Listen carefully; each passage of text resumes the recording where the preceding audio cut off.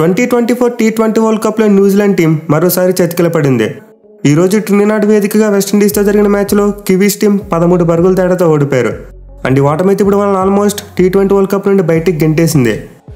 అన్అఫీషియల్గా New Zealand team ఇంటికి వెళ్ళిపోయినట్టే. ఎందుకంటే ఒకసారి గ్రూప్ సి యొక్క పాయింట్స్ టేబుల్ చూసుకుంటే న్యూజిలాండ్ టీం అట్టడుగు స్థానంలో ఉన్నారు. వాళ్ళు ఇప్పటివరకు ఆడిన 2 మ్యాచ్లో కూడా ఓడిపోయారు. మిగిలిన నెట్ రన్ రేట్ చాలా నెగిటివ్లో ఉంది. అదర్ అండ్ వెస్టిండీస్ టీం చూసుకుంటే ఈ మ్యాచ్లో గెలిచి 6 పాయింట్లతో అఫీషియల్గా సూపర్ 8కు క్వాలిఫై అయిపోయారు. ఇక సెకండ్ ప్లేస్లో ఉన్న ఆఫ్ఘనిస్తాన్ టీం చూసుకుంటే 2 మ్యాచ్లు గెలిచి 4 పాయింట్లతో ఉన్నారు.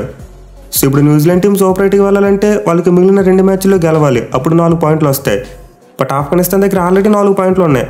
అంటే వాళ్ళు ఇంకొక మ్యాచ్లో గెలిస్తే న్యూజిలాండ్ టీం ఇంటికి వెళ్ళిపోయినట్టే. ఇన్ఫాక్ట్ ఆఫ్ఘనిస్తాన్ టీం 2 మ్యాచ్లు ఓడిపోయినా సరే న్యూజిలాండ్కి కష్టమే. ఎందుకంటే వాళ్ళ నెట్ రన్ రేట్కి వీళ్ళ నెట్ రన్ రేట్కి చాలా డిఫరెన్స్ ఉంది. ఆఫ్ఘనిస్తాన్ వాళ్ళది +5లో ఉంటే న్యూజిలాండ్ వాళ్ళది -2లో ఉంది. సో న్యూజిలాండ్ టీం లాస్ట్ 2 మ్యాచ్లో గెలిచిన భారీ తేడాతో గెలవాలి, అప్పుడు మాత్రమే వాళ్ళు ఆఫ్ఘనిస్తాన్ టీం యొక్క నెట్ రన్ రేట్ని అందుకోగలరు. అయితే అసలు ప్రజెంట్ ఉన్న ఫామ్లో ఆఫ్ఘనిస్తాన్ టీం మిగతా 2 మ్యాచ్లు ఓడిపోవాలి కదా. మెయిన్లీ వాళ్ళకి ఒక మ్యాచ్ వెస్టిండీస్తో ఉన్నప్పటికీ మరో మ్యాచ్ PNG లాంటి ఒక చిన్న టీంతో ఉంది. సో ప్రాక్టికల్గా ఆలోచిస్తే న్యూజిలాండ్ టీం ఈ T20 వరల్డ్ కప్ నుండి ఎలిమినేట్ అయిపోయిందని చెప్పుకోవచ్చు.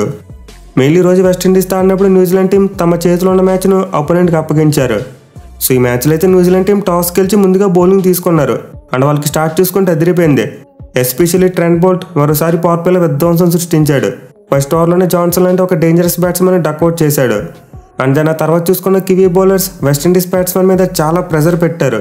ఇన్ఫాక్ట్ ఎంతలాంటి విండీస్ టీం పవర్ ప్లేలో కేవలం 23 పరుగులు మాత్రమే చేయగలిగింది, అది కూడా 4 వికెట్లు కోల్పోయాయి.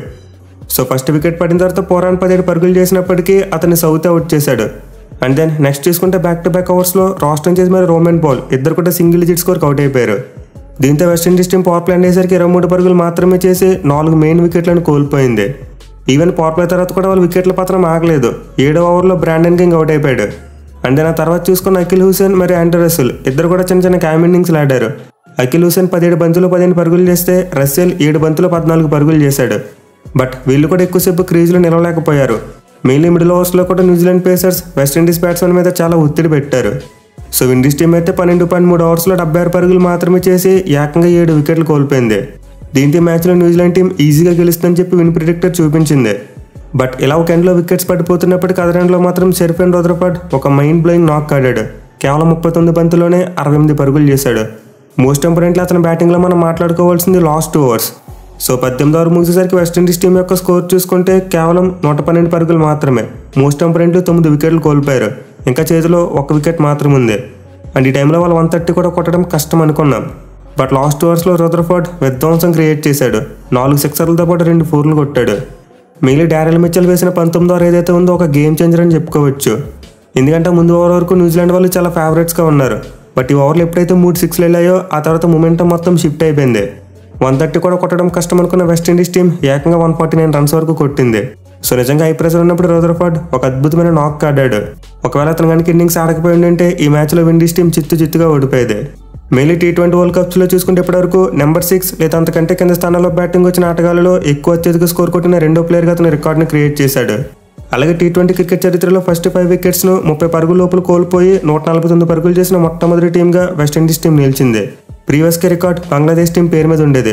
బట్ ఈ మ్యాచ్లో వెస్టిండీస్ టీం ఆ రికార్డును బ్రేక్ చేసింది. ఇక న్యూజిలాండ్ బౌలింగ్ విషయానికి వస్తే గత మ్యాచ్తో పోల్చుకుంటే చాలా ఇంప్రూవ్ అయింది. మెయిన్లీ మ్యాచ్లో న్యూజిలాండ్ టీం యొక్క ఫీల్డింగ్లో చాలా మార్పు కనిపించింది. అసలు లాస్ట్ మ్యాచ్కి ఈ మ్యాచ్ ఫీల్డింగ్కి సంబంధమే లేదు. Especially wicket keeper Devon Conway అయితే కొన్ని మైండ్ బ్లోయింగ్ క్యాచెస్ కూడా తీసుకున్నాడు. అలాగే వాళ్ళ బౌలర్స్ చూసుకున్న బ్రిలియంట్గా బౌలింగ్ చేశారు. బోల్ట్ 4 ఓవర్స్లో 16 పరుగులు మాత్రమే ఇచ్చి 3 వికెట్లు తీసుకున్నాడు. అండ్ సౌతీ కూడా 4 ఓవర్స్లో 21 రన్స్ ఇచ్చి 2 వికెట్స్ తీసుకున్నాడు. ఈవెన్ ఫెర్గ్యూసన్ కూడా 4 ఓవర్స్లో 27 రన్స్ మాత్రం ఇచ్చి 2 వికెట్స్ తీసుకున్నాడు. అలాగే ఆల్రౌండర్ని జిమ్మీ నీషమ్ కూడా 4 ఓవర్స్లో 27 రన్స్ ఇచ్చి 1 వికెట్ తీసుకున్నాడు. సో ఈ 4 బౌలర్స్ బౌలింగ్ చేసినప్పుడు న్యూజిలాండ్ టీమే గెలుస్తుందని అనిపించింది. బట్ ఆ లాస్ట్ ఓవర్స్లో మొత్తం కంప్ అయిపోయింది. డారెల్ మిచెల్ వేసిన 19వ ఓవర్లో 19 పరుగులు పోయాయి. అలాగే శాంట్నర్ వేసిన లాస్ట్ ఓవర్లో 18 పరుగులు పోయాయి. సో లాస్ట్ ఓవర్స్ వెళ్ళి కావడం క్యాప్టెన్సీలో ఒక చిన్న ఎర్రర్ అని చెప్పుకోవచ్చు. మెయిన్లీ కేన్ విలియమ్సన్ తన బౌలర్స్ని రొటేట్ చేయడంలో కొంతవరకు మిస్కాలిక్యులేట్ చేసుకున్నాడు. తన మెయిన్ బౌలర్స్ యొక్క ఓవర్స్ అన్నింటినీ ముందుగానే ఫినిష్ చేయించేశాడు. దీంతో చివరిలో వాళ్ళకి ఆల్రౌండ్ ఆప్షన్స్ తప్పితే వేరేవి లేకుండా పోయాయి. అదే వికెట్స్ పడినప్పుడు ఆల్రౌండర్స్ చేత ఎక్కువ బౌలింగ్ చేయించుంటే న్యూజిలాండ్ టీంకు ఈ పరిస్థితి వచ్చిండేది కాదు. బట్ ఎనివే చేజింగ్లో చూసుకుంటే న్యూజిలాండ్ టీంకు కొంతవరకు మంచి స్టార్ట్ వచ్చింది. ఓపెనర్స్ ఇద్దరు ఫస్ట్ వికెట్కు 3 ఓవర్స్లో 20 పరుగులు పార్ట్నర్షిప్ నెలకొల్పారు. అఫ్కోర్స్ డెవాన్ కాన్వే మరోసారి ఫెయిల్ అయ్యాడు. 5 పరుగులు మాత్రమే చేసి అవుట్ అయ్యాడు. బట్ ఫినాలని మాత్రం 23 బంతులు 26 పరుగులు చేశాడు. సో అన్లైక్ వెస్టిండీస్ టీం న్యూజిలాండ్కి అయితే పవర్ ప్లేలో 36 పరుగులు వచ్చాయి.